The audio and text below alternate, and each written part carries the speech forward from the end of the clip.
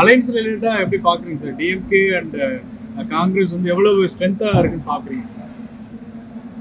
கூட்டணி நல்ல இந்தியா கூட்டணி நல்ல பலமாக தான் இருக்கும், அதில் ஒன்றும் சந்தேகம் எதுவும். அதேமாதிரி ராகுல் காந்தி அவர் தனிப்பட்ட இதில் ஒரு ஃபங்க்ஷனுக்காக வந்தார், அதுக்கு கூட்டணிக்கு சம்பந்தம்.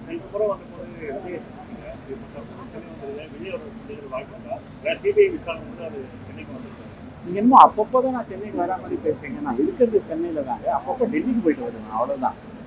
இல்லை இந்த மாதிரி எதுவும். சரி, நீங்க ஜனநாயகத்துக்கு ஆதரவா வந்து ராகுல் காந்தி போட்டிருக்காரு, ஆனா விஜய் பெயர் இல்லை.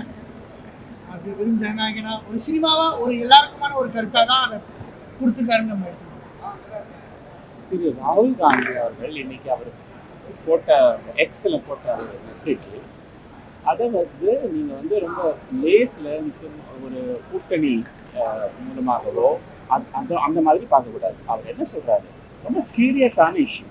அவர் வந்து ஒன்றிய பாஜக ஆட்சி அரசியல், நம்ம நாட்டின் ஒவ்வொரு இன்ஸ்டிடியூஷனும் ஒரு அரசியல் ஆயுதமாக பயன்படுத்தி எதிர்கட்சி தலைவர்களும் எதிர்கட்சிகளையும்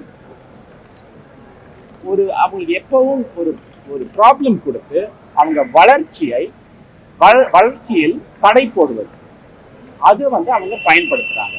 அதுக்கு எதிராக திரு ராகுல் காந்தி இன்னைக்கு ஒரு ட்வீட் போடுறாரு.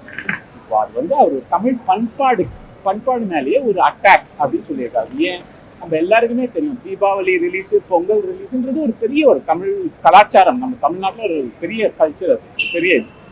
அது ஏன் இந்த பொங்கல் ரிலீஸுக்கு ஒரு படத்துக்கு மட்டும் இன்ஃபர்மேஷன் பிராட்காஸ்டிங் மினிஸ்ட்ரி யார் மந்திரின்னு உங்களுக்கு எல்லாருக்குமே நல்லாவே தெரியும்.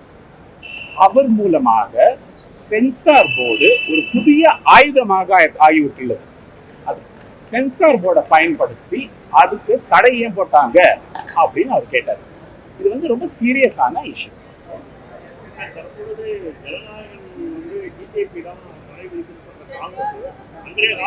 சிவாஜியோட நடிப்புக்கு வந்த பராசக்தி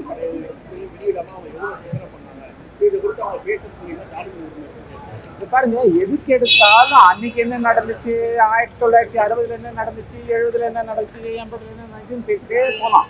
அது முக்கியமா இல்லை இன்னைக்கு என்ன நடக்குது, தற்காலமும் எதிர்காலமும் முக்கியமா இல்லை கடந்த காலம் முக்கியமா? எதுக்கு எடுத்தாலும் திருப்பி 1960, 70, 80ன்னு பேசிட்டே போயிடலாம். அதுல என்னங்க ஒன்றும் இதே இல்லை. அதுக்கெல்லாம் பதில்.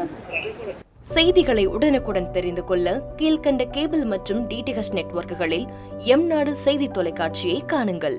பாதகம் செய்பவரை கண்டால் நாம் பயம் கொள்ளலாகாது பாப்பா. மோதி மிதித்து விடு பாப்பா, அவர் முகத்தில் உமிழ்ந்து விடு பாப்பா.